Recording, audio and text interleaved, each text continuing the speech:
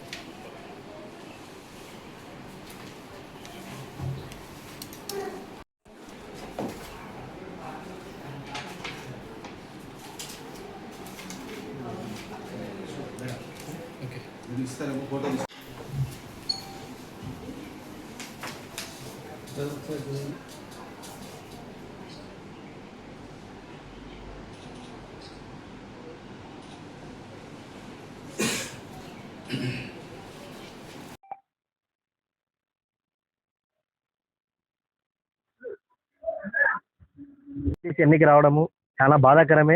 ఒక మనిషి చనిపోతూనే దాని మీద నేను పోటీ చేయడం చాలా బాధాకరమే. ముఖ్యంగా ఏంటంటే ఇక్కడ ప్రధాన కారణం ఏంటంటే వైఎస్ఆర్సీపీ అభ్యర్థిగా నిలబడితే మాత్రం నేను వేసేవాడిని. ఆపోజిట్ గా నిలబడడం తప్పు, క్షమించాలి ఆ కుటుంబం. మహేశ్వర రెడ్డి అన్న కుటుంబం క్షమించాలి. ఆ అక్కైనా అన్నైనా వాళ్ళు ఎవరైనా కానీ.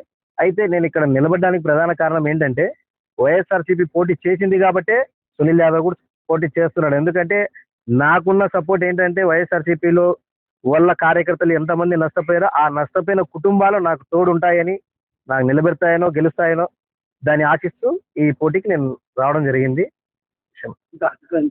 అంటే కేవలం వైఎస్ జగన్మోహన్ రెడ్డి మీద ఉన్నటువంటి అంటే YCP party YS Jaganmohan Reddy ద్వేషంతో మీరు ద్వేషం అని మీరు అంటారు, నష్టపోయినని నేను అంటాను అన్న.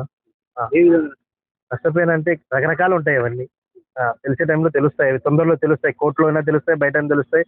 మరి నిన్న జరిగిన ఒక ప్రెస్ మీట్ లో మనం ముఖ్యంగా వైఎస్ అవినాష్ రెడ్డి గారు ఒక మాట అన్నారు, ప్రభుత్వాన్ని ఎలా వాడుకోవాలో, పోలీస్ శాఖను ఎలా వాడుకోవాలో బాగా ఈ కూటమి ప్రభుత్వం తెలుసు. అంటే నేర్పించిందే మీరు, ప్రధానంగా నేర్పించిందే మీరు. వీళ్ళు వాడారా లేదనేది నేను చెప్పాను. అలా వాడితే మాత్రం మాకు కూడా రక్షణ ఉంటది కదా, మాకు లేదని నేను అంటాను ప్రత్యేకంగా. ఇప్పుడు ఏం జరిగినా కూడా అవినాష్ రెడ్డి గారు చాలా చాలా చాలా చాలా ఇంటర్వ్యూలో చెప్పారు, చాలా చాలా ప్రెస్ మీట్ లో చెప్పారు, ప్రతి ఒక్క విషయంలో చెప్పారు. దాన్ని తీసుకోలేదు. అది ఏం జరిగినా కూడా వాళ్ళకి ఇప్పుడు కూడా ప్రధానంగా ఆ కూటమి ప్రభుత్వాన్ని అనడం చాలా తప్పు. ఎందుకంటే కూటమి ప్రభుత్వంలోనే అరాచకాలు అన్ని అణిగిమణి ఉన్నాయి. దాన్ని మళ్ళీ ఇట్లా మాటలతో లేవెత్తడం కరెక్ట్ కాదని నేను. అంటే కేవలం పోలీసుల తీరును ఆయన తప్పు.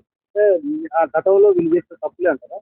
గతంలో జగన్మోహన్ రెడ్డి చేసినటువంటి ప్రభుత్వం ప్రభుత్వంలో ఎక్కువ అరాచకాలు జరిగాయి. గత ప్రభుత్వంలో జరిగిన అరాచకాలే ఎక్కువ ఉన్నాయని నేను అంటానన్నా. ఇది ప్రక్షాళన మొదలుపెట్టింది కూటమి ప్రభుత్వం అని నేను అంటాను. దీని వెనకలైతే నాకు ఎవరు సపోర్ట్ లేరు. కూటమి ప్రభుత్వం వైపు నాకు ఎవరు పెద్దలు సపోర్ట్ లేరు. మళ్ళీ కూడా చెప్తున్నా, ఇది నా స్వతంత్రంగా నేను వచ్చి నామినేషన్ చేయడం జరిగింది. ఇండిపెండెంట్ అభ్యర్థి.